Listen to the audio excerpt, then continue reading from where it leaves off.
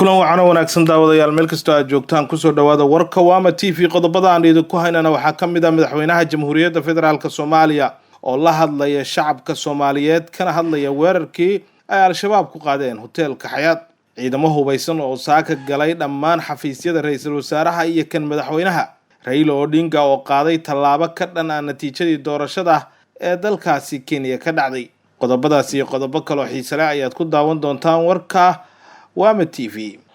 wararka naga soo gaaraya magaalada Muqdisho ayaa waxa ay sheegayaan in xafiiska madaxweynaha Soomaaliya Xasan Sheekh Maxamuud uu saacadaha soo socda uu qaban doono shir jaraa'id oo uu kula hadlayo shacabka Soomaaliyeed madaxweynaha oo hadda isu diyaarinaya muuqaal laga duubay ayaa tacsi u diri doona dadkii lagu laayay weerarkii hotel Xayaat ee ka dhacay magaalada Muqdisho wuxuuna baaq u dirayaa shacabka Soomaaliyeed si ay uga qayb galaan amniga iyo duulaanka ay ciidamadu ku qaadi doonaan ayaa la yiri qaybaha kala duwan ee ururka al-shabaab ay kaga sugan yihiin dalka mudane Xasan Sheekh Maxamuud ayaa 4 maalin kadib la hadlaya shacabka Soomaaliyeed isagoo ka hadlaya weerarkii Jimcihii ay al-shabaab ku qaadeen hoteelka Xayaat ee magaalada Muqdisho isla markaana ay dad badan ku dhaleeceeyeen in madaxda qaranka intii uu socday weerarka ay ka aamusnaayeen wararka naga soo gaaraya madaxtooyada Soomaaliya waxa ay sheegayaan in howlgal safmar ah laga bilaabay dhammaan xarumaha madaxda qaranka ay degan yihiin kadib cabsi soo wajahday oo dhinaca ammaanka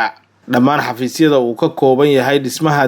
deegaanka iyo shaqada ee ra'iisul wasaaraha Soomaaliya Xamse Cabdi Barre ayay baaritaan ku sameeyeen ciidamada ADMIS ee ka socda dawladda Uganda iyadoo dhinaca madaxweynahana sidoo kale baaritaan lagu sameeyay iyadoo la adeegsanaya eeyaha wax uriya iyo waliba qalab kale ra'iisul wasaaraha ayaa amray in dhammaan baaritaan lagu sameeyo xafiisyada ra'iisul wasaaraha ee uu ka degan yahay Villa Soomaaliya shaqaalaha ayaa dhammaan subaxnimadii hore ee saaka oo isniin ahayd laga hakiyay gelitaanka dhismaha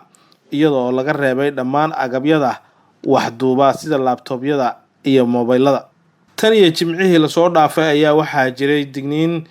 sheegaysa in al-shabaab ay doonayaan inay weeraro ay ka fuliyaan gudaha xarumaha dawladda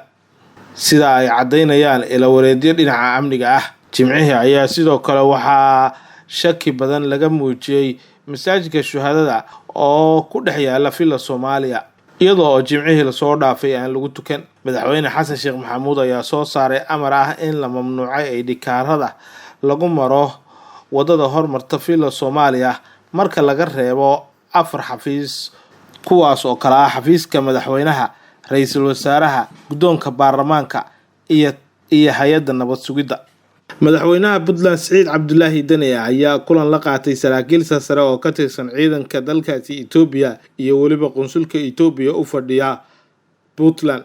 kulankan ayaa looga hadlay iskaashiga labada dhinac ee dhinaca ammaanka la dagaalanka kooxaha argagixisada iyo sidii qorshe midaysan looga yeelan lahaa wax kasta oo lid ku ah xasiloonida iyo nabadgelyada sida lagu sheegay qoraal ka soo baxay madaxtooyada Puntland sidoo kale waxaa la sheegay in kulankooda looga hadlay iskaashiga ganacsiga iyo isku socodka dadka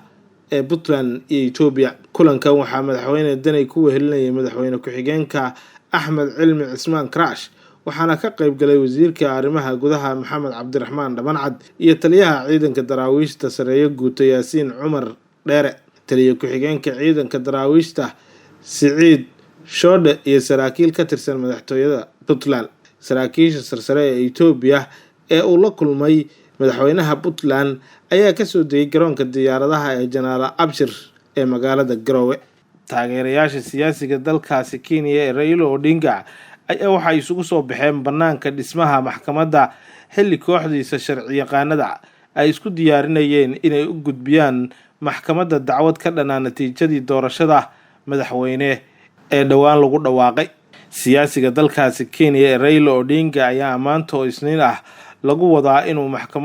inuu maxkamadda ugu sareysa u gudbiyo dacwad ka dhan ah natiijada doorashada madaxtinimo ee dhawaan ay guddiga doorashada ee dalkaasi ay ku dhawaaqeen Odinga ayaa aaday maxkamad isagoo oo diiday guushii madaxweyne ku-xigeenkii hore ee William Ruto uu ka gaaray doorashadii ka dhacday 9kii bishii Agoosto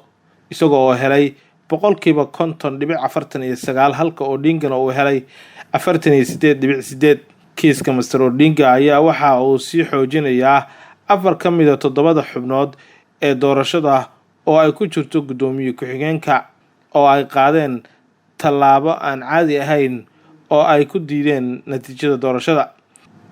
maxkamadda sare ee dalkaasi Kenya ayaa laashay guushii uu madaxweyne Uhuru Kenyatta uu ku gaaray doorashadii 2017 waxayna amar ku bixisay in doorashadaasi mar kale la qabto. Mr. Odinga ayaa markaasi qaadacay ka qaybgalka doorashada cusub isagoo sheegay in uusan jirin nidaam sahlaya